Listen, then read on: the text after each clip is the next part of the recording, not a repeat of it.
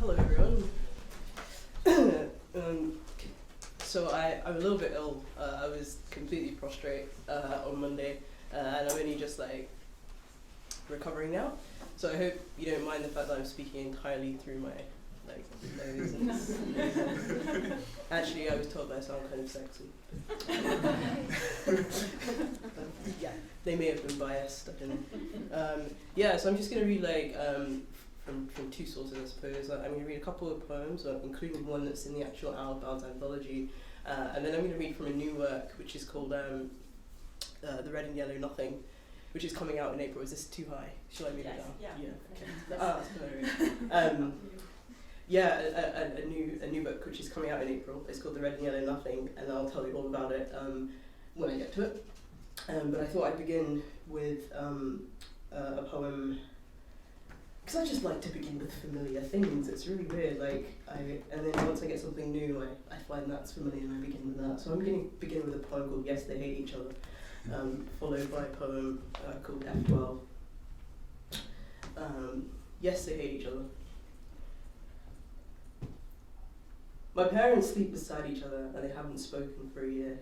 They haven't spoken for a year and they sleep beside each other. My parents haven't spoken and they sleep wrapped together in the same duvet though they haven't spoken for a year. My parents do not speak, they don't meet eyes, but they sleep in the same sweat, the same heat, the same double bed, the same bed I slept in when I crept in and crept in, slept in that bundle, that sweat, that bed. I crept in.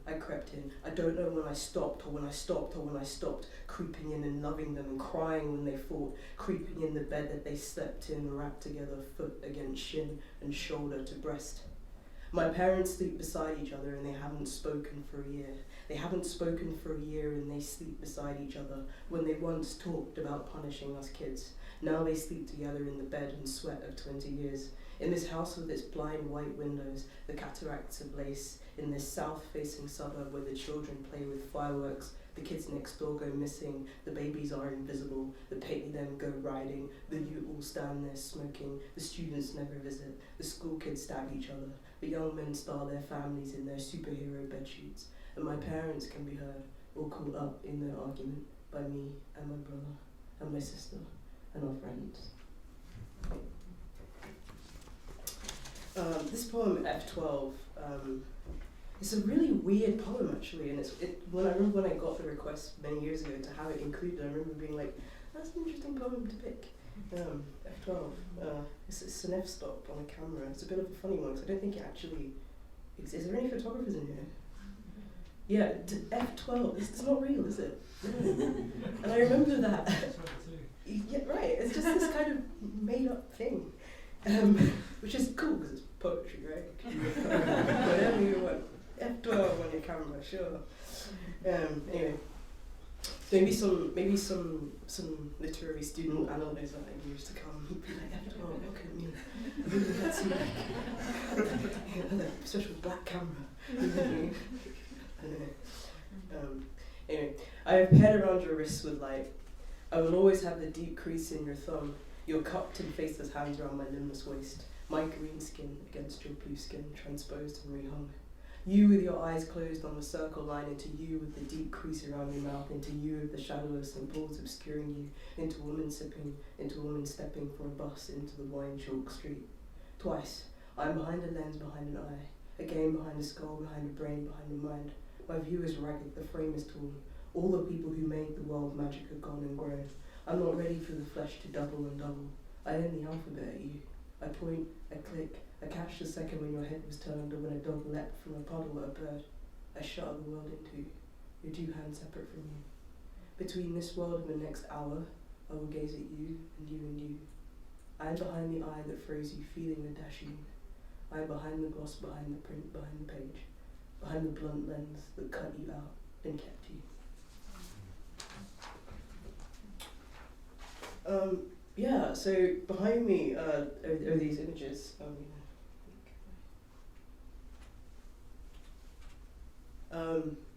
Yeah, and they're from this new thing that I've been working on called The Red and Yellow Nothing. I should maybe tell you what that is about. So a few years ago I was in Mexico and I was on that blog, Medieval POC. that we all know so well.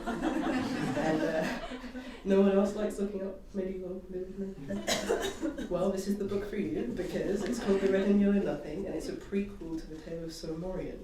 Now, Mauryan is basically a figure from a long poem, a long metrical sort of romance that was originally in French and then was translated into Middle Dutch, when it was Middle Dutch, and was translated into English in 1901. And since then, I mean, I might be wrong, I don't know, I don't think anyone's really touched this poem. So I was on medieval PSE, and it sounded really, really interesting. And there was a little 13-year-old black boy whose father was a knight of the Round Table called Sir Aglaval, who went on a quest for the Grail, I think, with Percival at one point, or did something along these lines. And he was kind of like the son of this, knight and this Moorish princess who remains nameless in the Moorish lands, which are undefined in the poem. It's just this space that he comes from. And he shows up in Camelot being like, where's my dad? Just beating people up, and that's his method for finding out where his father is. And then he meets Lancelot and Gawain, and they're like, this isn't the greatest method for finding your father. We'll show you a better way. So you can't beat anybody up, but you can come with us, and we'll help you find him. And then eventually, it ends happily, basically, to put it in a nutshell, it ends happily. But it's a really strange story. It's really, really odd. And I thought, oh, this is right up my alley. I'm going to write an entire book called The Red and Yellow Nothing, all about Mauryan before he gets to Camelot. So he's because he's actually technically only 13 years old, but I think that was old back then. That was like an adult, or at least a young adult.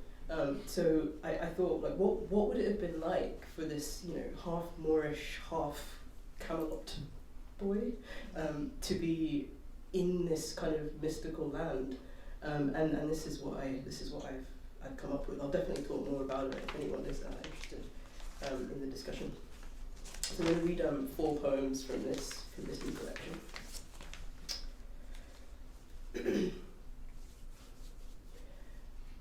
A silver wind came passing in, the distant land where books begin, where maids are men and hermits sing, in a land before the story o.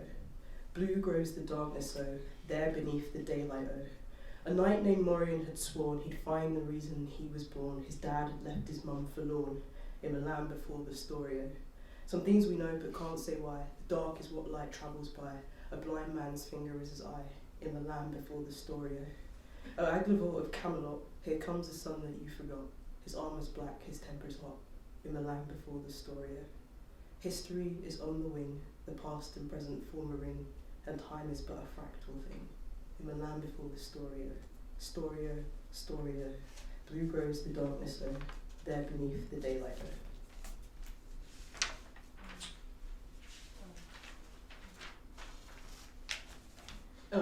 So Mauryan does a bunch of stuff, and then he ends up in the court of basically in a king's court. And William Dunbar gets up and reads some poetry. He reads a poem called My Lady with Metal Lips. Don't know if anyone knows this poem. It's really racist. That's what you're reading today. And so the wild man revealed himself a king and took his black bride who stood in wait, put his arm around her waist and kissed her full and long, brought her mouth to his mouth and kissed her like a bride. The other men formed a line. On bended knee they pressed their mouth against the woman's arse, laughing, relieved. The wild man was in fact a king, and beneath her skin the black was white in fact. How white is another thing. If the colour was the smell, then the maid was grey, tallow, fish oil and potash, saddle seat, monthly blood in dusty streaks along the base and up the crease. As Mauryan pressed his nose into the fine clothes and finest stench, he caught a woman in the corner of his eye.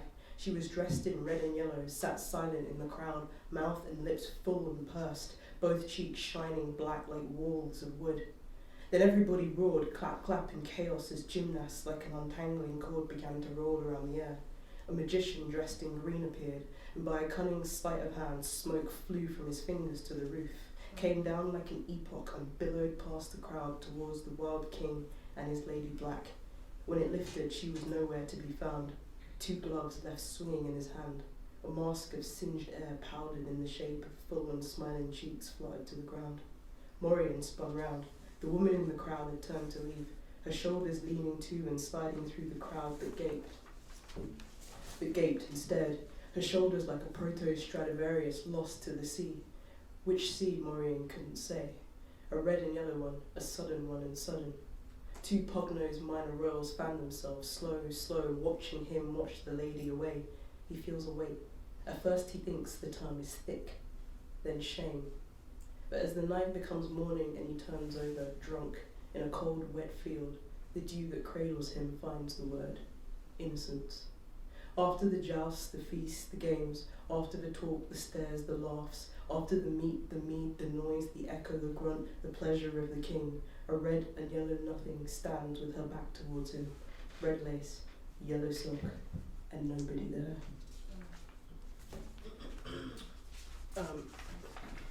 So on his travels, Mauryan goes to like a little village, and I'm well aware that this is not what people usually do for fun. Talk about this imaginary creature like being with such conviction, but this is the story. So Mauryan is he's done all this stuff and he's like played a little computer game because it's anachronistic.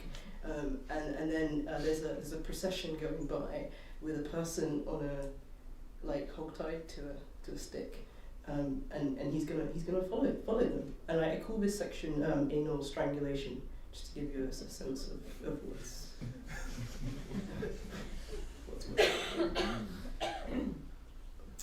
anal strangulation. The hog-tied girl is crying for her mother, stripped and shaved down with a knife, hanging from a pole between two men. Her throat is closing and her back is cramping. Mauryan leaves the twins, follows the crowd, comes to see. All the village, every family, some holy men from another land, follow the hog-tied girl crying for God and her mother. He buys a relic, a cuticle from the mother of God. The trees fall silent. The leaves begin to bend around the bulk of something bending down to breathe and smell and see the hog-tied girl writhing like an errant sea. The something turns and squats above the girl crying for God and her mother. Turns and squats and sits on her head, shifts, withdraws, relaxes, rescrews and presses down. Pink sphincter splits like a sheath and pulls her in. The something squats and sucks, receives to the chin, to the neck, shoulders, then up, gets good and steady, then again, then slop and grind, muffle the screens, then slop. The something unfocuses its eyes. The friction and the huffing, the pleasure for the something, is 2 hours before finally it sighs.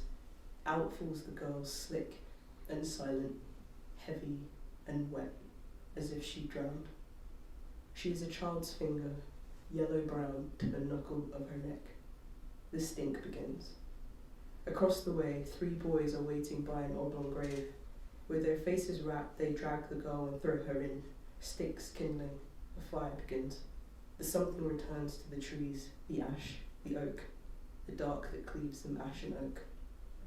Blue grows the darkness o, there beneath the daylight o. And I'm just gonna end with one of the last bits of the poem. Anyone a Kendrick Lamar fan? Yeah.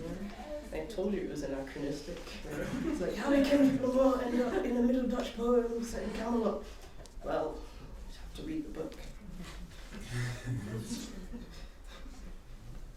Thank you for laughing at my jokes.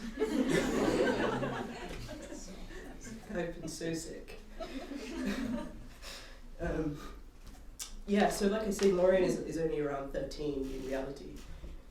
And something about Kendrick Lamar's work, and also, I don't know, it all just seems to make so much sense to me that if Mauryan was going to dream about anything, he would dream about him, right? Because he's awesome. So, yes. So this is the last poem. The hermitage roof slid down a century ago and left a jagged aperture above. Mauryan, soaked in pink, shivers and his lungs spasm, nipples poke like fingers at the fair. There's nowhere but this house in black and white, gaffed by the moon. Nothing but thunder, no spark for a fire. Young and his horse might be neighing in the trees, or that might be a lost breeze in its darkest hour.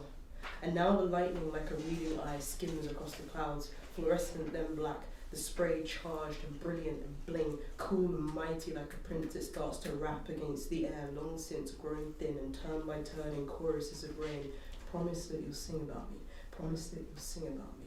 A room white and clean appears, a boy about 13 but beyond his years is asleep under the auspices of the zoetrope. The crescent moon smiles as it loops around the room. His foot hangs from the bed, pyjamas ridden to the knee. His middle toe twitches, something won't give. His lips flutter, the hatched lashes betray a milky slip.